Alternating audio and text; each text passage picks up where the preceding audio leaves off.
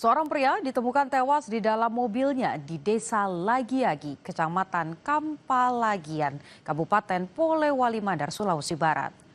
Polisi masih menyelidiki penyebab kematiannya, saudara.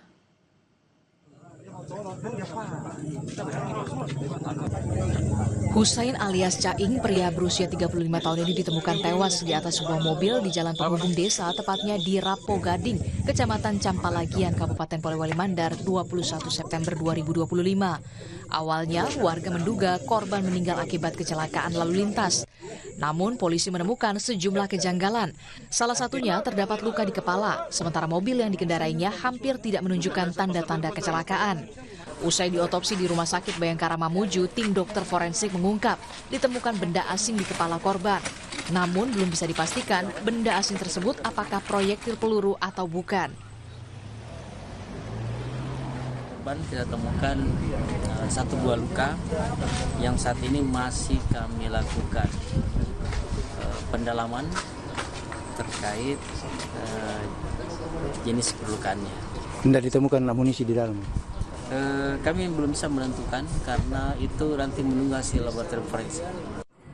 Sementara, Kepala Seksi Humas Polres Polewali Mandar menyebut penyelidikan masih berlangsung dan pihaknya belum menerima hasil otopsi secara resmi.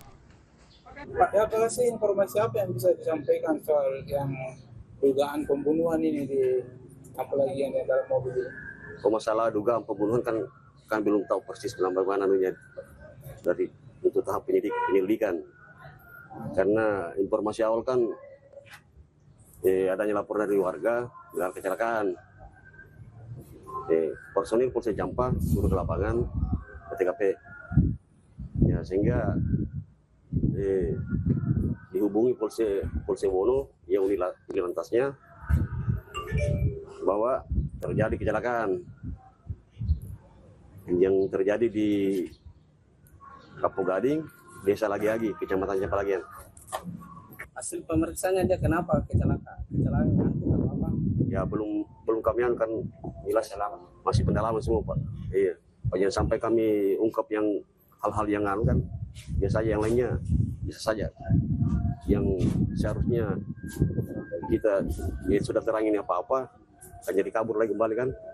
Memang ada benda ditemukan di bagian tubuh korban ya? Kalau masalah benda kan kami belum bisa pastikan juga karena belum ada keterangan dari Rumah Sakit Bayangkara.